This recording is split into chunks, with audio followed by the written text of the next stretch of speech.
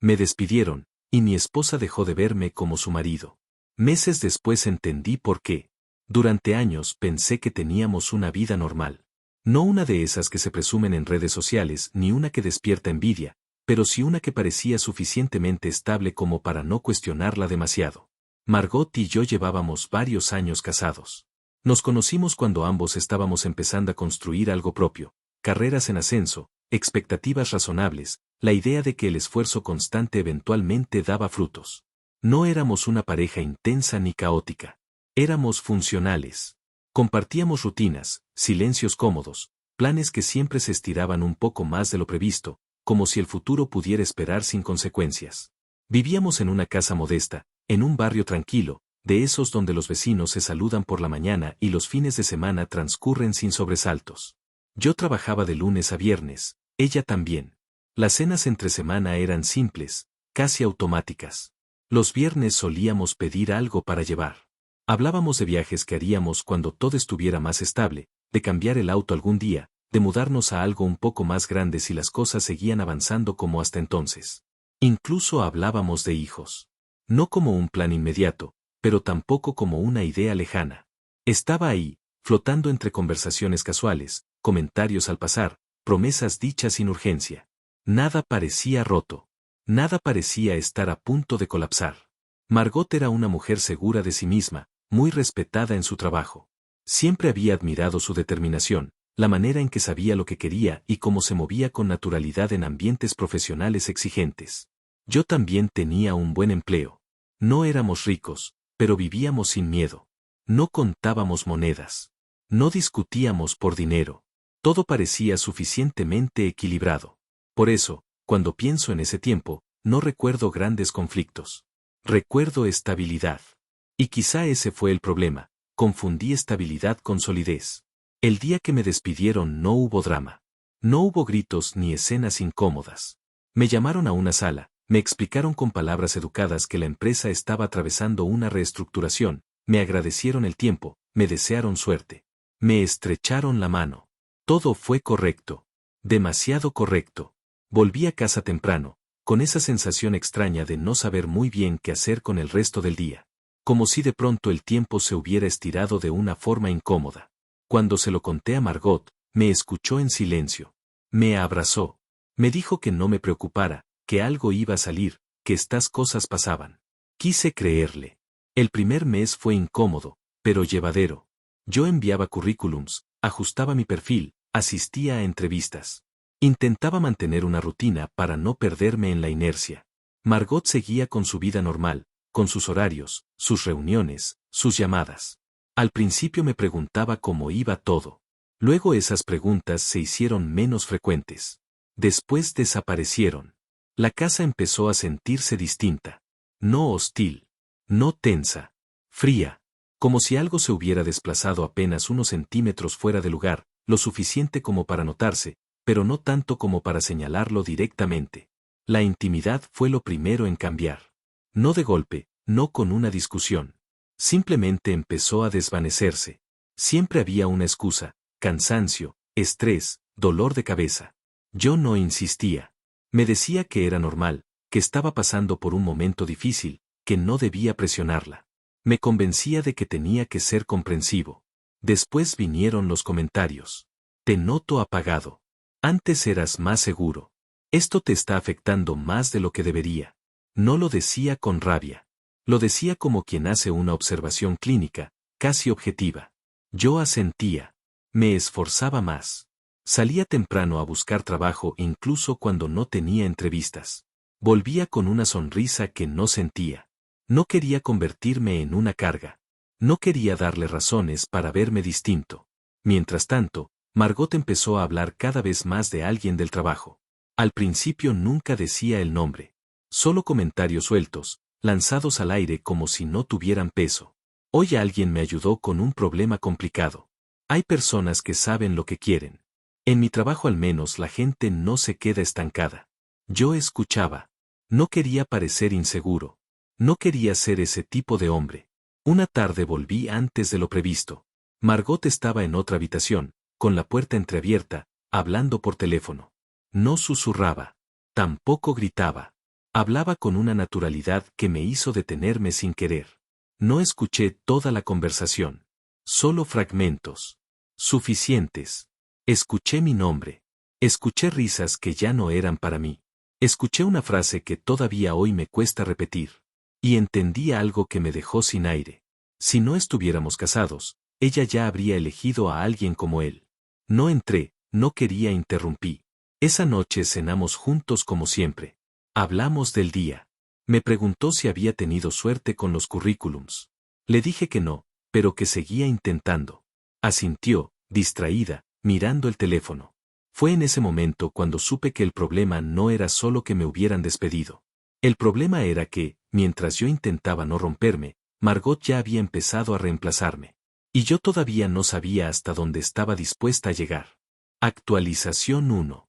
Después de esa noche, algo cambió en mí. No porque de repente tuviera todas las respuestas, ni porque hubiera tomado una decisión definitiva, sino porque dejé de engañarme con explicaciones cómodas. Hasta entonces me había aferrado a la idea de que todo era consecuencia del despido, de una mala racha, de un periodo transitorio. Pero empecé a observar con más atención. No con celos histéricos, no con paranoia, sino con una lucidez silenciosa que antes no tenía. Margot ya no me miraba cuando hablábamos. Respondía, sí, pero con la atención puesta en otra parte. El teléfono, casi siempre. Si le preguntaba por su día, me daba versiones resumidas, funcionales, como si yo ya no fuera parte real de su mundo. Si yo intentaba hablar del mío, asentía con una paciencia que no era cariño, sino tolerancia. El contacto físico desapareció por completo. Y no hablo solo del sexo. Hablo de los gestos pequeños, esos que no se negocian ni se piden, la mano en la espalda al pasar, el beso automático antes de dormir, la cercanía en el sofá. Todo eso se fue diluyendo sin una conversación clara, sin una razón concreta. Yo intenté no reclamar. Me repetía que no tenía derecho a exigir nada mientras no estuviera aportando como antes. Eso fue lo más peligroso. Empecé a sentir culpa por existir en pausa. Un día, sin darme cuenta, le pedí permiso para algo que antes era natural. Me escuché decir, ¿te molesta si salgo un rato a caminar? Margot levantó la vista, sorprendida. Haz lo que quieras, respondió. No tienes que pedirme permiso. Pero su tono decía otra cosa. Decía, no me importas lo suficiente como para que esto me afecte. Las discusiones empezaron a aparecer, breves pero constantes. Nunca sobre infidelidad. Nunca sobre nosotros de forma directa. Siempre sobre cosas laterales, aparentemente prácticas. Deberías estar haciendo más llamadas. No puedes quedarte tanto tiempo en casa. Esto ya se está alargando demasiado. Yo asentía. Me tragaba el orgullo. Le decía que tenía razón. Cada frase suya se convertía en un recordatorio silencioso de que yo estaba fallando en algo que ni siquiera sabía cuándo había dejado de cumplir. Una noche, mientras yo revisaba ofertas de trabajo en la computadora, Margot salió a la terraza para hacer otra llamada. Esta vez no cerró la puerta del todo. No fue descuido. Fue confianza. La confianza de quien ya no teme ser descubierto. No escuché palabras explícitas. No hizo falta. Escuché el tono. La forma en que reía. La manera en que modulaba la voz, más suave, más viva. Esa versión de ella ya no existía conmigo. Mañana hablamos, dijo antes de cortar. No, tranquilo, ya sabes cómo es. ¿Cómo es? Yo. Cuando volvió, me encontró mirando la pantalla apagada. ¿Todo bien? Preguntó. Sí, respondí. Solo estaba pensando. No mentí. Pensaba en algo que me daba miedo aceptar. Yo ya no era su refugio, ni su apoyo, ni siquiera su pareja emocional. Esa noche soñé que volvía a trabajar, que entraba a casa con buenas noticias, que Margot me abrazaba como antes. Me desperté con una sensación amarga. No porque fuera imposible, sino porque intuía que, incluso si lo lograba, algo ya estaba roto. Aún así, no me rendí. Seguí buscando trabajo con más disciplina que nunca. Ajusté mi currículum. Practiqué entrevistas. Llamé a contactos que no veía desde hacía años. Mi padre me llamó varias veces. Sabía que algo no estaba bien. Si necesitas volver a casa, aquí estamos, me dijo una noche. No, respondí. Todavía no. No quería huir. Quería demostrarme que no era el hombre débil que Margot empezaba a ver. Fue durante ese proceso que encontré la primera prueba real. No una sospecha, no una intuición, una certeza. Y cuando la vi, entendí que lo que estaba perdiendo no era solo mi matrimonio. Era mi dignidad, si seguía callando. Actualización 2. No fue una búsqueda activa. No tomé su teléfono. No revisé mensajes a escondidas. La verdad me encontró sola, sin dramatismo, como suelen hacerlo las cosas que realmente duelen. Esa tarde había salido a comprar algo para la cena. Cuando regresé, la casa estaba en silencio. Pensé que Margot aún no había llegado, pero su bolso estaba en la entrada y el abrigo colgado en su lugar habitual. Dejé las llaves y caminé hacia la cocina. Fue entonces cuando escuché su voz desde el dormitorio. No hablaba por teléfono. Hablaba por videollamada. Me detuve sin pensarlo. No por desconfianza, sino por inercia. Estaba diciendo mi nombre. No es que no lo quiera, decía. Es solo que ya no puedo verlo de la misma manera. Hubo una risa del otro lado. Masculina. Cercana. Entiéndeme, continuó. Yo no me casé para esto. Si no estuviéramos casados, hace meses que habría terminado todo. Sentí un frío seco en el pecho. No entré. No hice ruido. Me apoyé contra la pared como si necesitara sostenerme físicamente para no caer. A veces pienso que me equivoqué, añadió. Que me conformé. El silencio que siguió fue peor que cualquier insulto. Porque en ese silencio estaba la validación del otro. El acuerdo implícito. La complicidad. Tú sí sabes lo que quieres, dijo Margot. Eres distinto. Distinto. Eso fue lo que me destruyó. No hablaba de una fantasía ni de un escenario hipotético. No hablaba de un qué pasaría si. Hablaba de una comparación real, presente, con alguien de su trabajo. Alguien con quien compartía risas, admiración y una intimidad emocional que ya no existía conmigo, mientras yo compartía la incertidumbre y la culpa. Cuando colgó, respiré hondo y entré a la cocina haciendo ruido a propósito. Abrí la nevera. Moví cosas y fingí normalidad, aún no quería enfrentarla. Margot apareció segundos después. Su expresión cambió apenas me vio, pero se recompuso rápido. Pensé que no habías vuelto todavía, dijo. Me retrasé un poco, respondí. No preguntó nada más. No porque no quisiera saber, sino porque asumió que yo no había escuchado. Esa noche no dormí. No me quebré de inmediato. Lo que sentí fue algo más peligroso, claridad. Empecé a unir piezas que antes había evitado mirar juntas. Las conversaciones constantes sobre alguien del trabajo. Las comparaciones veladas. La forma en que su mirada se iluminaba cuando hablaba de proyectos en los que yo no existía. El desprecio sutil con el que se refería a mi situación laboral, como si fuera una fase incómoda que debía superarse rápido para que todo volviera a la normalidad. No era solo falta de deseo. Era reemplazo emocional en tiempo real. A la mañana siguiente, mientras Margot se preparaba para salir, me dijo. Hoy voy a llegar tarde. Tenemos algo pendiente en la oficina. Asentí. Está bien. Cuando cerró la puerta, me senté en el sofá y me quedé mirando al frente durante varios minutos. No estaba pensando en cómo confrontarla. Estaba pensando en cómo salir de ahí con algo intacto. Ese mismo día recibí una llamada. Una empresa con la que había entrevistado semanas antes quería avanzar. No era el puesto ideal, pero era trabajo. Estabilidad. Aire. Acepté sin dudar. No se lo dije de inmediato.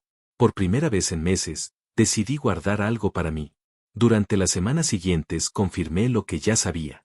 No con espionaje enfermizo, sino con hechos que se ofrecían solos, mensajes que aparecían en la pantalla bloqueada, cambios de humor cuando hablaba de él, silencios que ya no intentaba disimular. Y algo más, él no era solo un compañero. Era su jefe, casado, con una posición clara dentro de la empresa. Ahí entendí que no solo me estaban traicionando. Estaban jugando con fuego. Y conmigo como daño colateral. No sentí ganas de vengarme aún. Sentí algo más frío. Más estable. Control.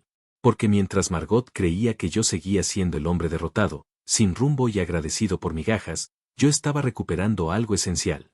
Mi capacidad de elegir. Y cuando llegó el momento de hablar, no lo hice desde la rabia. Lo hice desde un lugar que ella no estaba preparada para enfrentar. Actualización 3. No le conté de inmediato que había conseguido trabajo. No fue una estrategia calculada ni un intento de manipular la situación. Fue algo más simple y, al mismo tiempo, más revelador. Por primera vez en mucho tiempo, sentí que algo me pertenecía solo a mí. Un espacio pequeño, pero propio. Un lugar donde no tenía que justificarme, defenderme ni demostrar que todavía merecía estar ahí. Durante años habíamos compartido todo. Decisiones, planes, preocupaciones, incluso miedos que no siempre sabíamos cómo nombrar. Ahora entendía que esa transparencia solo había funcionado mientras yo cumplía un rol específico. En el momento en que dejé de encajar en ese papel, dejó de ser valorada. Las primeras semanas en el nuevo empleo fueron duras, pero distintas. Me levantaba temprano. Volvía cansado. Aprendía procesos nuevos. Cometía errores. Pero había algo que no sentía desde hacía meses: propósito. Nadie me miraba como una carga. Nadie me hablaba con condescendencia. Yo era útil otra vez, y esa sensación empezó a devolverme una seguridad que no dependía de la mirada de Margot. Ella lo notó. No porque yo se lo dijera, sino porque algo en mí había cambiado. Ya no preguntaba a qué hora iba a volver.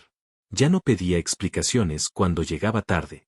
Ya no intentaba iniciar conversaciones incómodas para salvar algo que solo yo estaba sosteniendo. Te noto distinto, me dijo una noche. ¿Pasa algo? La miré con calma. No. Estoy bien. No insistió, pero su incomodidad fue evidente. Había perdido algo que no sabía que estaba usando: mi necesidad de aprobación. A partir de ahí empezó a mostrarse más cariñosa. No de una forma natural, sino estratégica.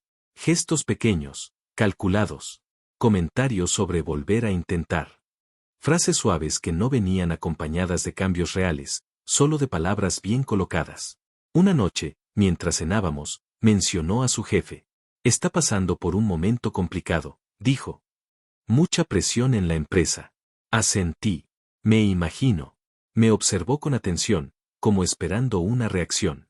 Algún signo de celos, incomodidad o interés. No la hubo. A veces siento que no te importa nada de lo que cuento, añadió. La dejé terminar de hablar antes de responder. Me importa lo que es mío. El silencio que siguió fue espeso. No porque la frase fuera dura, sino porque era honesta. Por primera vez, no estaba compitiendo por atención ni pidiendo un lugar que ya no me daban. A los pocos días confirmé lo que ya sabía. No por una confesión directa, sino por un error. Margot dejó su laptop abierta en casa. No la revisé. No busqué nada. Pero cuando una notificación apareció en la pantalla con su nombre y el de él, no hizo falta leer demasiado. No era solo una relación emocional. No era solo confusión. Era una relación activa, sostenida y consciente. Y algo más: hablaban de mí. De cómo no me recuperaba. De cómo ya no era el mismo. De cómo ella merecía algo mejor. No sentí rabia. Sentí alivio. Porque toda duda terminó ahí. Esa misma semana hablé con mi padre. No para pedirle que me rescatara, sino para decirle la verdad. Me escuchó sin interrumpir. Cuando terminé, me dijo algo que no voy a olvidar. No vuelvas a casa si no es porque tú lo eliges. Pero tampoco te quedes donde ya no te respetan. No necesitaba volver. Ya estaba de pie. Contacté a un abogado. No para atacar, sino para entender mis opciones. Le conté todo: el despido, el deterioro del matrimonio, la relación entre Margot y su jefe. Su reacción fue inmediata. Esto no es solo una infidelidad, me dijo. Hay un conflicto de intereses claro. Y consecuencias reales. Ahí entendí que la venganza no iba a ser gritar, ni exponer, ni humillar. Iba a ser ordenada. Legal. Irreversible. Esa noche, cuando Margot llegó tarde otra vez, me encontró empacando algunas cosas. ¿Qué haces?, preguntó, alarmada. Preparándome, respondí. Para el siguiente paso. ¿De qué estás hablando? La miré por primera vez sin amor, sin enojo, sin esperanza. De dejar de fingir. Cerré la maleta. Sé todo lo que necesito saber. Le dije. Su rostro cambió. Y por primera vez desde que me quedé sin trabajo, la vi asustada. Y entendí algo con absoluta claridad. Margot había confundido mi silencio con debilidad. Mi paciencia con dependencia. Mi dolor con resignación. Pero yo ya no estaba en ese lugar. Y lo que venía después, no lo iba a poder controlar. Actualización final. No hubo una escena explosiva esa noche. Margot no me siguió por la casa. No levantó la voz. No me pidió explicaciones. Se quedó de pie, inmóvil, mirándome como si acabara de darse cuenta de que la versión de mí que había estado usando durante meses ya no existía. ¿Vas a irte?, preguntó al fin, con la voz más baja de lo que esperaba. No esta noche, respondí. Pero sí de este matrimonio. No adorné la frase. No la suavicé.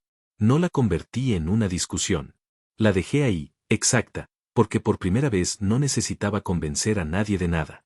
Esto es por mi trabajo, ¿verdad?, dijo. Desde que te despidieron todo cambió. Negué con la cabeza. No. Esto empezó cuando dejaste de verme como tu pareja y empezaste a hablar de mí como si fuera un problema. Intentó responder, pero no encontró el tono correcto. No había enojo en mí. Eso fue lo que más la descolocó. Ya no estaba discutiendo para salvar algo. Estaba hablando para cerrarlo. Durante los días siguientes convivimos como extraños educados. Margot oscilaba entre dos actitudes opuestas, una cercanía forzada, casi ansiosa, y un silencio defensivo. A ratos quería arreglarlo todo. A ratos actuaba como si yo fuera el responsable de su incomodidad, como si mi calma fuera una provocación. Yo seguía con mi rutina. Seguía trabajando. Seguía saliendo. Ya no le rendía cuentas. Una tarde me preguntó directamente: ¿estás hablando con un abogado? No mentí. Sí. Su expresión se tensó. ¿Por qué tan extremo? La miré con tranquilidad. Porque llevas meses tomando decisiones que afectan nuestra vida sin consultarme. Yo solo estoy haciendo lo mismo, pero con honestidad. No volvió a tocar el tema. 2 semanas después, todo se cayó sin que yo levantara un dedo. Recibió una llamada del área legal de su empresa. Yo estaba en casa. No sabía que la escuchaba. Caminaba de un lado a otro, repitiendo frases cortas, nerviosas. No, no es lo que parece. Sí, claro que entiendo. ¿Una investigación interna? Cuando colgó, me miró como si yo hubiera provocado un terremoto. ¿Hiciste algo?, preguntó, casi acusándome. No, respondí. Yo solo conté la verdad cuando me preguntaron. Eso fue todo. El abogado había presentado la información de forma limpia. Fechas, jerarquías, contexto. No como una venganza personal, sino como lo que era, una relación inapropiada entre una empleada y su superior directo, ambos casados, con implicaciones laborales claras. Yo no pedí castigos. No exigí despidos. No amenacé a nadie. El sistema hizo lo suyo. Días después, su jefe fue suspendido. Luego despedido. Margot quedó bajo revisión. El ambiente laboral se volvió irrespirable. Las miradas cambiaron. Los silencios se cargaron de significado. Lo que había sido excitante en secreto se convirtió en un problema público. Una noche volvió a casa llorando. Me arruinaste, dijo, sin mirarme. Respiré hondo antes de responder. No, dije finalmente. Yo solo dejé de protegerte de tus propias decisiones. Se sentó en el sofá, derrotada. Yo pensé que era algo pasajero, que tú ibas a recuperarte, que todo volvería a ser como antes. Ahí entendí todo. No había sido amor. Había sido conveniencia. Cuando las cosas se pusieron difíciles, buscó validación afuera. Cuando yo me levanté, ya no encajaba en la historia que se había contado. El divorcio fue rápido, ordenado, sin escenas públicas. Cada uno con su abogado. Cada uno defendiendo lo suyo. No intentó quedarse con nada que no le correspondiera. Tampoco yo. El día que firmamos los papeles, fue el mismo día que ambos nos fuimos de la casa que compartimos. Me miró como si estuviera frente a un desconocido. Nunca pensé que ibas a reaccionar así, dijo. Yo tampoco, respondí. Pero perderlo todo me obligó a encontrarme. Me fui sin rencor. Sin necesidad de cerrar nada más. Meses después supe que Margot cambió de empresa. Que su jefe se mudó de ciudad. Que la relación no sobrevivió al escándalo ni a la presión. Yo seguí con mi vida. No fue un final feliz de película. Fue algo mejor. Fue un final honesto. Aprendí que el amor que solo se sostiene cuando todo va bien no es amor, es comodidad. Que quien te desprecia en tus peores días no merece estar en tus mejores versiones. Y que reconstruirse no es volver a ser quien eras. Es convertirte en alguien que ya no acepta menos. Hoy trabajo. Duermo en paz. Y cuando miro atrás, no siento odio. Siento gratitud. Porque perderlo todo fue lo único que me permitió ganarme a mí mismo.